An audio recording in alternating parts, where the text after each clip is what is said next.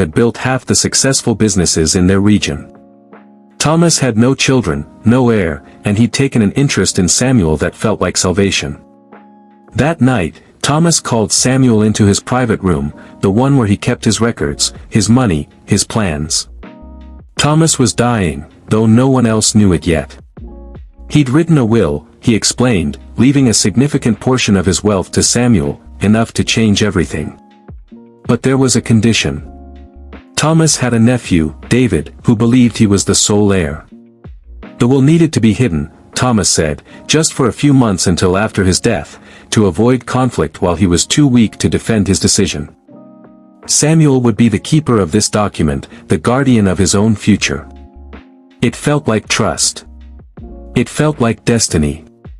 Samuel took the sealed envelope, promising to reveal it only after Thomas passed. But when Thomas died 3 weeks later, and Samuel saw the grief in David's face, saw the family coming together in mourning, he made a choice that would define the next 30 years. He stayed silent. He watched David inherit everything, watched the family celebrate Thomas's legacy, and he buried that envelope in a metal box beneath the floor of his mother's kitchen. The inheritance Thomas intended for him became Samuel's ghost, and that silence became the foundation of everything that followed.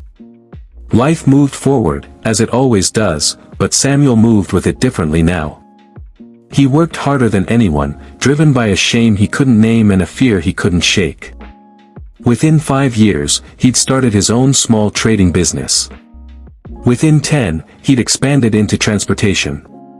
By the time he was 40, Samuel was one of the most respected businessmen in the region, known for his integrity, his generosity, his wisdom. People came to him for advice. Young men saw him as proof that hard work could overcome poverty. He married a good woman named Grace who believed in him completely. They raised 3 children who never knew hunger the way Samuel had. On the surface, his life was everything he dreamed of that night in Elder Thomas's room. But beneath it all, the secret lived like a second heartbeat, steady and unignorable.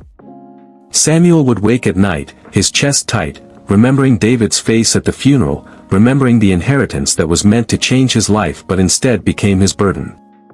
He told himself that Thomas's money hadn't built his success, that everything he'd achieved was through his own effort, and that was true.